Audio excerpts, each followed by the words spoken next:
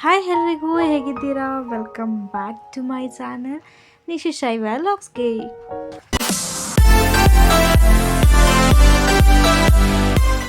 So ಇವತ್ತು ನಾನು ಒಂದೊಳ್ಳೆ ರೆಸಿಪಿ ಹೇಳ್ತೇನೆ. ಬಟ್ ಅದಕ್ಕಿಂತ ಮುಂಚೆ ಇವತ್ತು ನಮ್ಮ ದೀಣೆ ಮೀನ್ಸ್ ನಮ್ಮ ಸ್ಕೂರಾವ್ ಅಂತಲೇ ಹೇಳ್ಬೋದು. ಸೊ ಅಲ್ಲಿ ಅಣಬೆ ಬಿಟ್ಟಿದ್ವು. ಓಕೆನಾ, ಅಣಬೆ ಯಾಕೆ ಇಷ್ಟೊಂದು ಸ್ಪೆಷಲ್ ಆಗಿ ಹೇಳ್ತಿದ್ದೀನಿ ಅಣಬೆ ಅಂತಂದರೆ, ಇದು ಸ್ಪೆಷಲೇ ಬಿಕಾಸ್ ಇದು ವರ್ಷಕ್ಕೊಮ್ಮೆ ಸಿಗುವಂಥ ಅಣಬೆ.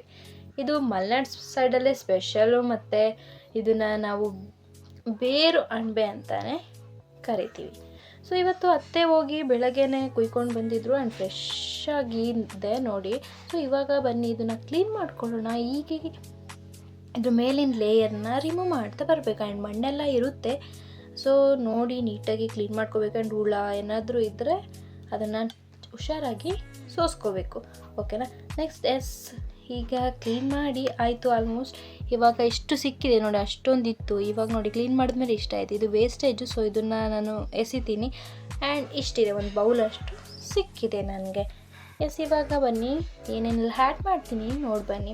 ಸೊ 2 ಟೊಮೆಟೊ ತೊಗೊಂಡೆ. 2 ಟೊಮೆಟೊನ ಚೆನ್ನಾಗಿ ಕಟ್ ಮಾಡಿಕೊಂಡೆ, ಇಷ್ಟು ಚಿಕ್ಕದಾಗಿ ಕಟ್ ಮಾಡಿಕೊಂಡೆ. ಆ್ಯಂಡ್ ಆನಿಯನು ಚೆನ್ನಾಗಿ ಕಟ್ ಮಾಡಿಕೊಂಡೆ. ಸೊ ಆನಿಯನ್ ತುಂಬ ಖಾರ ಇತ್ತು, ಅದಕ್ಕೆ ಕಣ್ಣಲ್ಲಿ ನೀರು ಬರ್ತಾ ಇತ್ತು.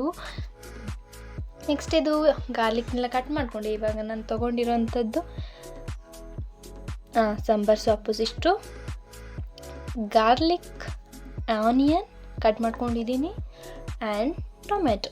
ಸೊ ಇದು ನಾನು ನೀಟಾಗಿ ವಾಶ್ ಮಾಡಿಕೊಂಡು ಕ್ಲೀನ್ ಮಾಡಿಕೊಂಡು ತೆಗೆದು ಒಂದು ಬೌಲಲ್ಲಿ ಇಟ್ಕೊಂಡಿದ್ದೀನಿ. ಸೊ ಇವಾಗ ಹೇಗೆ ಮಾಡ್ತೇನೆ ಅಂತ ನೋಡೋಣ ಬನ್ನಿ. ಆ್ಯಂಡ್ ಇವಾಗ ಗ್ಯಾಸ್ ಕಚ್ಕೊಂಡು ನಾನು ಬಾಣಲಿ ಇಟ್ಕೊಂಡಿದ್ದೀನಿ. ಬಾಣಲಿಗೆ ನನಗೆ ಎಷ್ಟು ಬೇಕೋ ಅಷ್ಟನ್ನ ಕುಕ್ಕಿಂಗ್ ಆಯಿಲ್ನ ಹಾಕ್ಕೊಂಡಿದ್ದೀನಿ. ಅದಕ್ಕೆ ಹಾಕ್ಕೊಂಡಾದ್ಮೇಲೆ ಸೊ ಸಾಸಿವೆ ಹಾಕ್ಕೊಳ್ಳೋಣ, 1 ಸ್ಪೂನಷ್ಟು, ಆ್ಯಂಡ್ ಜೀರಿಗೆ. ಸೊ ಈಗ ಕಟ್ ಮಾಡಿರುವಂಥ ಆನಿಯನ್ನ ಹಾಕಿದ್ದೀನಿ. ಇದು ಸ್ವಲ್ಪ ಫ್ರೈ ಆಗಕ್ಕೆ ಬಿಡೋಣ. ಫ್ರೈ ಆಗಿ ಸ್ವಲ್ಪ ಬ್ರೌನಿಷ್ ಕಲರ್ ಬಂದಮೇಲೆ ನೆಕ್ಸ್ಟ್ ಗಾರ್ಲಿಕ್ನ ಆ್ಯಡ್ ಮಾಡೋಣ. ಓಕೆನಾ, ಟೊಮೆಟೊ ಇಷ್ಟು ಬಂದಾದಮೇಲೆ ಸ್ವಲ್ಪ ಶುಂಠಿ ಪೌಡ್ರ್ ಹಾಕ್ಕೊತಾ ಇದ್ದೀನಿ, ಮನೆಯಲ್ಲೇ ಮಾಡಿರೋಂಥ ಶುಂಠಿ ಪೌಡರ್.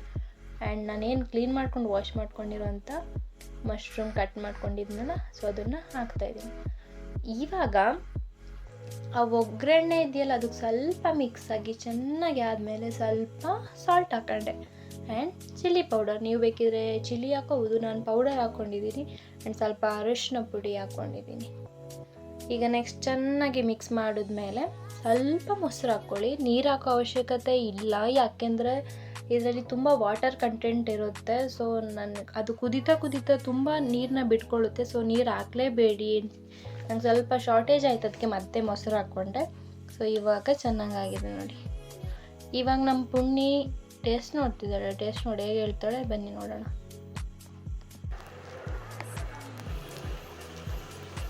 ಉಪ್ಪು ಆಯಿತಾ? ಅಂತ ಹೇಳೋಕ್ಕಾಗಲ್ಲ. ಆ್ಯಕ್ಚುಲಿ ಟೇಸ್ಟ್ ಚೆನ್ನಾಗಿದೆ ಅಂತ ಹೇಳೋದು. ಸೊ ನಿಮಗೆ ಈ ರೆಸಿಪಿ ಇಷ್ಟ ಆದರೆ ನೀವು ಮನೇಲಿ ಟ್ರೈ ಮಾಡ್ಬೋದು. ಈ ರೆಸಿಪಿ ಬಂದುಬಿಟ್ಟು ನನ್ನ ಓನ್ ರೆಸಿಪಿ ಆಗಿದೆ. ಇದು ನಾನು ಬೇರೆ ಈಗ ಸೊಪ್ಪಿನ ಪದಾರ್ಥ ಮಾಡ್ಬೋದು, ಸೊ ಅದಕ್ಕೆ ಏನು ಯೂಸ್ ಮಾಡ್ತೀನಿ ಸೇಮ್ ರೆಸಿಪಿನ ಆ್ಯಡ್ ಮಾಡಿದ್ದೀನಿ. ಈಗ ಲಾಸ್ಟ್ ಫೈನಲ್ ಟಚ್ ಆಗಿ ನಾನು ಸಾಂಬಾರು ಸೊಪ್ಪು ಮೇಲೆ ಆ್ಯಡ್ ಮಾಡ್ತಾಯಿದ್ದೀನಿ.